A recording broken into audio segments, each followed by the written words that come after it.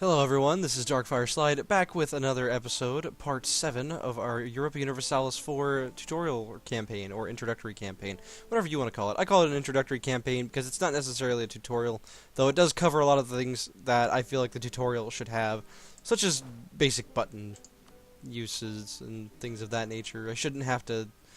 you should point those things out if they're that important, which they are, so... Anywho, we just declared war on Aragon. So, what we're going to start doing is, immediately, since our troops are already stationed outside of their borders, is we're just going to move them in. Now, when they cross into new territories, they are going to take attrition and take casualties. But before we do that, we're going to look here, and every time you go to war, there's a little button down here.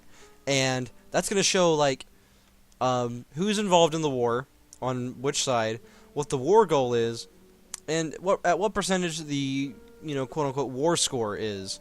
The war score is the system that Paradox has been using for a bit now, I think. I think may have started with Victoria too, but I'm not 100% sure. I know it's in Crusader Kings too. And basically what the war score means and what it does is it stops you from completely steamrolling your opponents because, as we're going to find out soon, everything has a cost and everything has a price to pay to do in this game. But anyway, we're going to unpause the game, and we're going to let these troops start marching. If we look here, I'm going to go ahead and pause again. We do that a lot, but it's so I can explain. If we click on a stack here, we can see that, it's going to say what their destination is, which we can see by an arrow.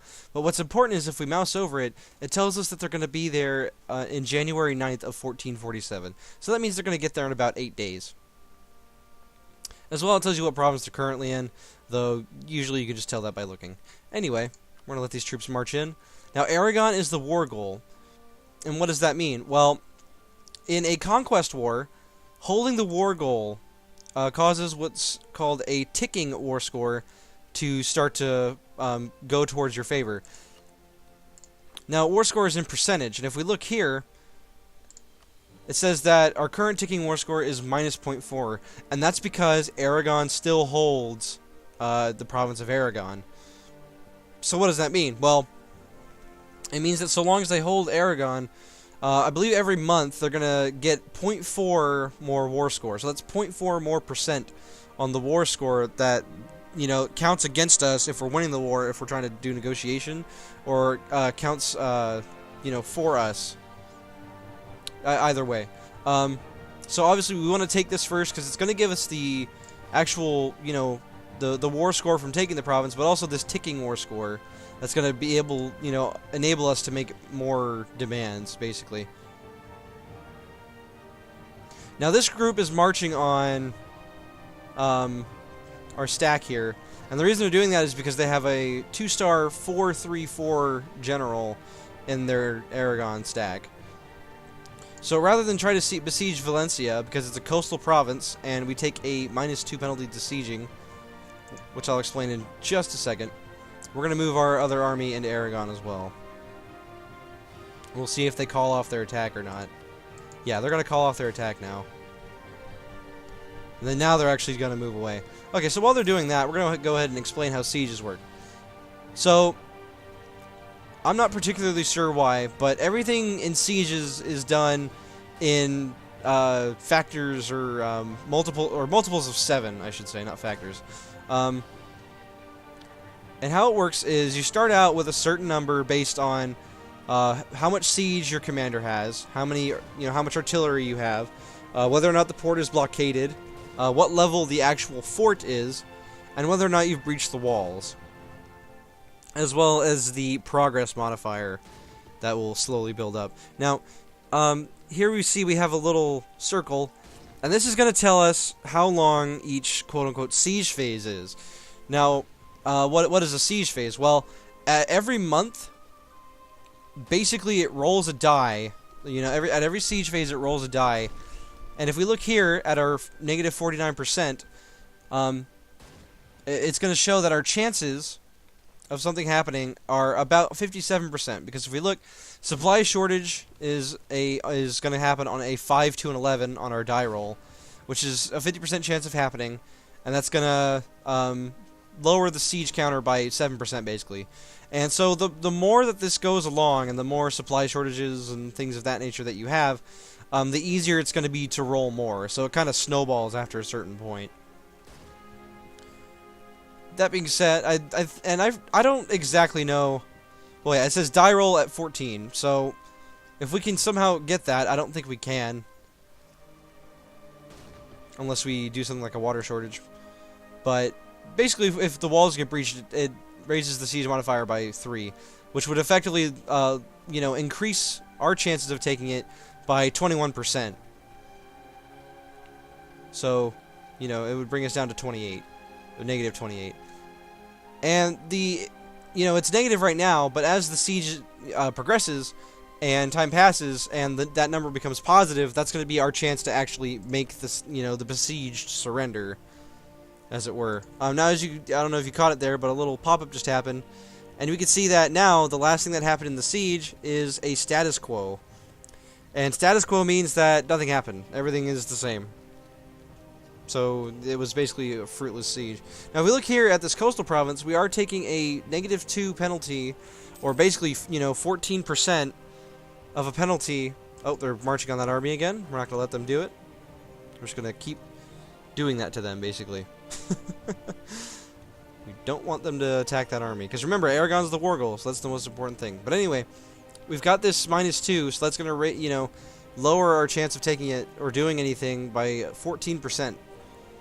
Just because we don't have the port blockaded. Now Aragon's actually bringing up more troops here.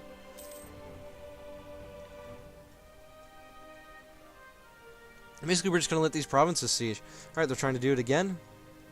Now, what I think we're going to do is we're going to let them do it, and I'll show you another really neat mechanic.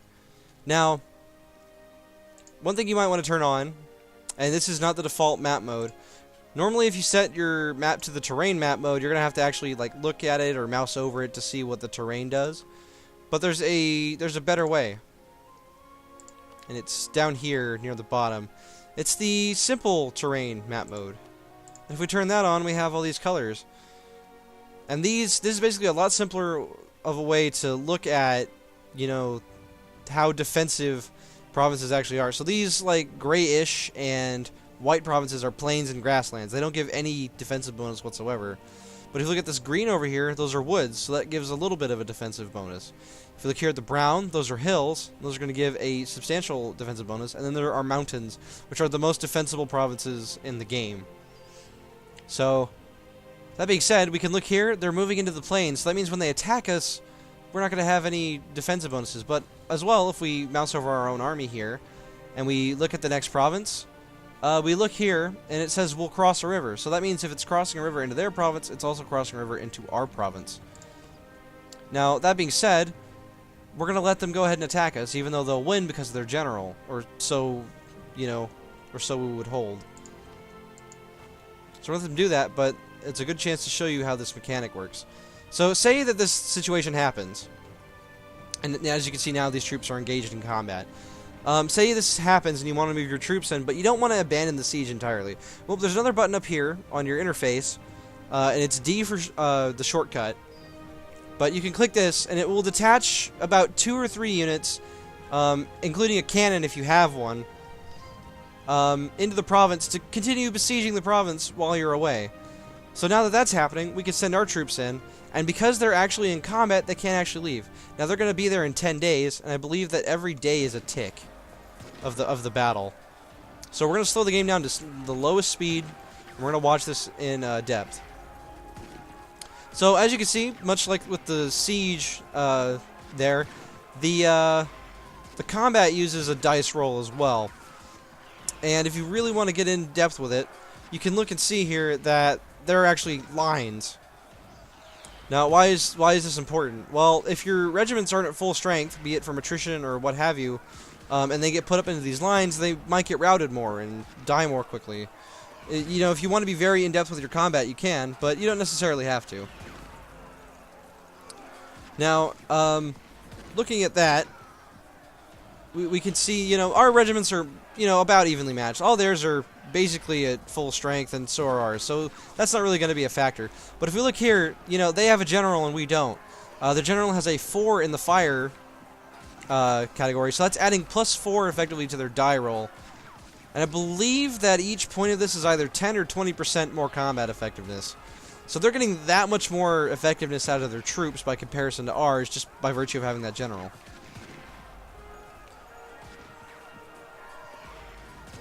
Just a second. Because sometimes real life interrupts and... Anyway, there are a lot of other factors as well. First of all, we have discipline, and 100% is the base for discipline. Every 5% of discipline makes your troops 20% more effective in damage and morale damage.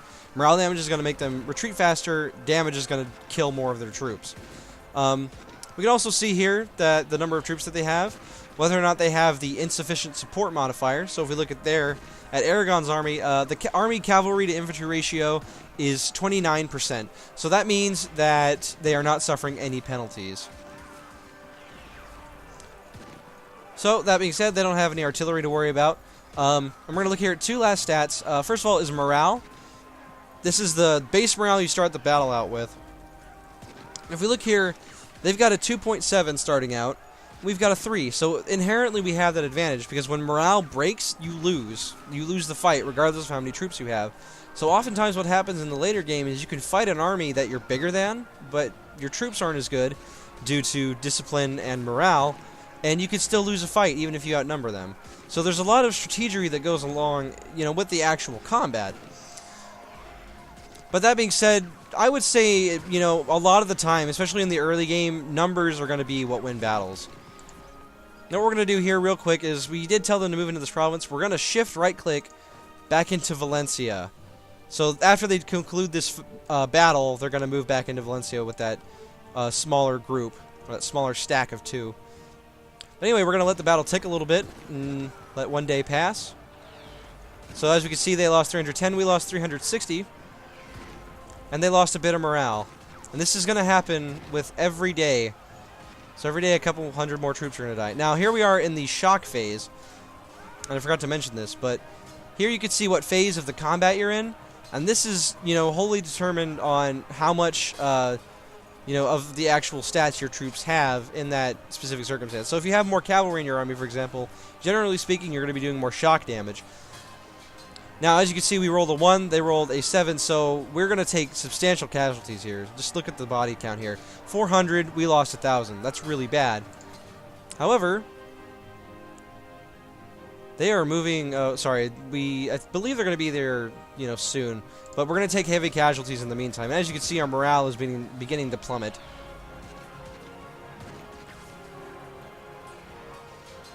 But there we go. We joined the battle, so that troop's morale was added in and averaged to that amount, and so now we're ahead in the battle again. And because we have more troops, they're also going to take more casualties as well. Because you see the general bonus here. The general bonus is basically, it's comparative.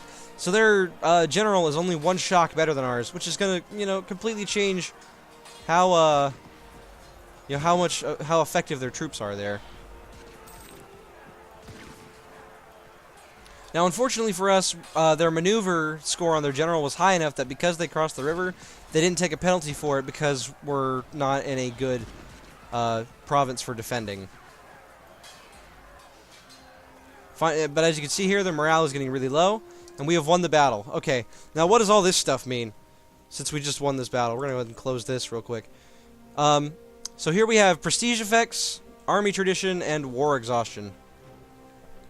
So, for losing the battle, Aragon lost 5 prestige, gained 3.9 army tradition, and gained 0.7 war exhaustion as well.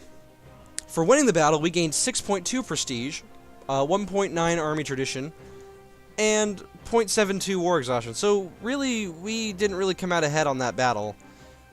You know, we actually lost a substantial amount more troops there, even though we won the battle. And now, if we look here, we can see we lost about 10,000 men in that battle. That's pretty bad. So I think what we're going to do, instead of try to, you know, hold our troops in Valencia, is we're going to keep these troops together, and then we're going to go ahead and merge them. And then that way, they're going to be, you know, that much more defensible. And harder to uproot from Aragon. Now, if we look here, our force limit is still 30 out of 30. But it tells us here in our manpower that we need to reinforce about 10,000 men. So, over time, in about 5 months, we'll get those 10,000 men that we just lost back. We're going to go ahead and speed the game back up to speed 2. Morale will recover in a monthly fashion as well.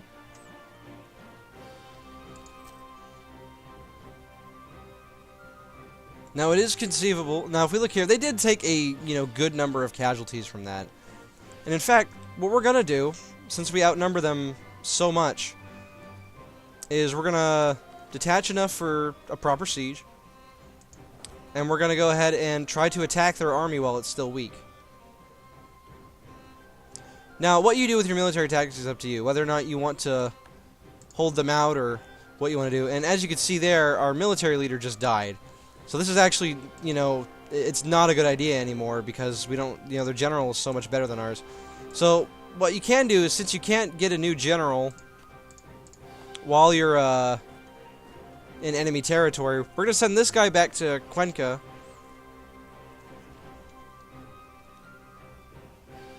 We're going to give him a leader.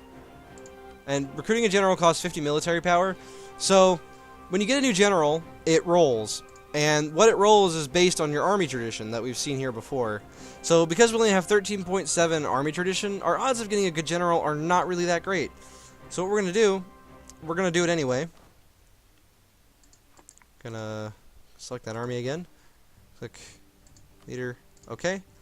He's a 2-2-1 versus their 4-4-2, I believe. So their general's better in every way, but remember, it's comparative. So it's gonna, lower the bonuses that they're getting by doing that. We're gonna move that army back in there, and we're still gonna proceed with our plan.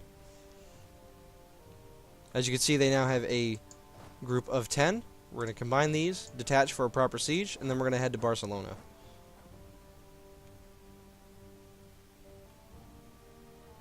Now, they may try to kill our stack of 2 there. Will they beat us, though? They will not, so we catch them. Actually, we don't. We catch Navarra's troops, so they're going to rout our troops in Valencia, but we're going to rout their troop in Barcelona. So it's kind of a, an even trade. Alright, we won the Battle of Barcelona. Our one troop here is actually holding out somehow. Come on. Alright. It's going to take a day. Alright, and as you can see now that the battle has actually begun, we're going to lose that troop. But that being said, even though we lost we actually had a regiment die there, and we lost another regiment in this battle as well. So now our force limit is down again.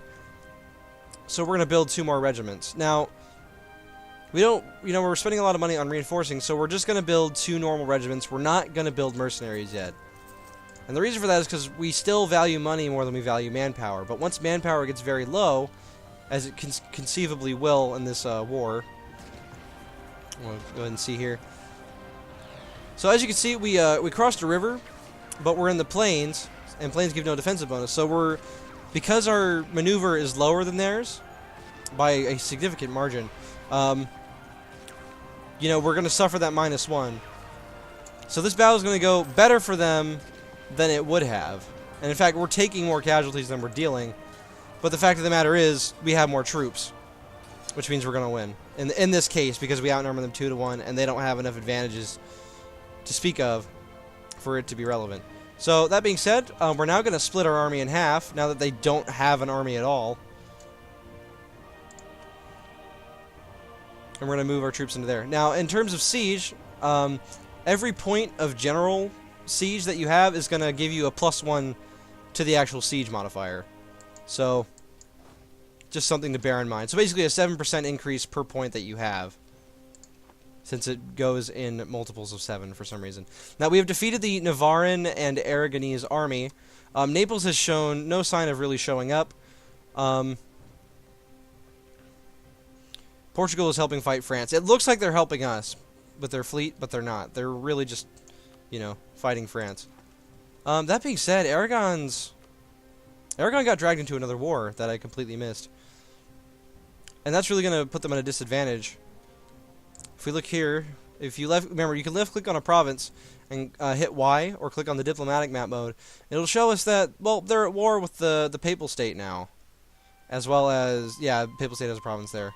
Zoom out here. Okay, so yeah, it's just them. So they're not really going to be able to defend against the Papal State. Who is the Papal State attacking?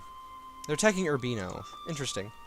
That doesn't really concern us, but at the same time, it is going to make things a little hairier for Aragon. Now, I said we weren't going to do anything with our fleet, but Aragon's fleet seems to have retreated for the time being. So what we're going to do here is move our fleet in to this province. As you can see, we now have enough of a blockade that, I think it's 50% is what you need, but we have enough of a blockade now that we can actually, you know, blockade this province and stop them from getting the, you know, crazy bonus that they were getting before. And one thing, when you select an army, and if you're in a siege, you can click the select army button to look back. You can see here we have 12 regiments. You always want to look at the number of regiments, not the actual number of troops, because of the way that manpower works and how reinforcing works. So we've got 12 infantry stacks here and 4 cavalry stacks. And this, we have 8 infantry stacks and 4 cavalry stacks. So these 2 new troops that we have, we're going to want to move into Valencia because that is the weaker of the 2 armies there. Now, because this button exists, the detached units button, what you can use that for is if you've completely and utterly defeated their army, like we almost have, you can begin with something called carpet sieging. And carpet sieging is basically when you move your troops into, you know, basically every province that they have, and you just detach a small contingent, and then you let, you know, how X number of sieges occur, you know, however many you want to actually throw in there is up to you, of course. Bearing in mind that, you know, it only works if they don't have an army, because otherwise they could send their army around and instantly kill all of the troops that you have, depending on how many troops they have. As you can see here, the Siege of Aragon is going well. We're at 35%. And if it ever opens up the province like this, down here in the bottom right is Go to Siege View, and that'll bring you back to your siege page, in case you need to see that. Now, as we can see here, they are actually getting an army back up, but total in number of troops that we have, we are still vastly, you know, superior to them. However, remember, it might be wise to attack them, but it wouldn't be in this situation because they're in the mountains and they're in the hills, and that means they're going to get a really big defensive bonus fighting us, for as long as it's true. So, anyway, this video went a little longer than normal, but that's okay. We went over a lot of the complicated war concepts. Make sure to tune in next time, where we will hopefully finish the war with Aragon, or at least continue it. Thank you for watching. Make sure to comment if you feel like I left anything out, and I'll see you on the next one.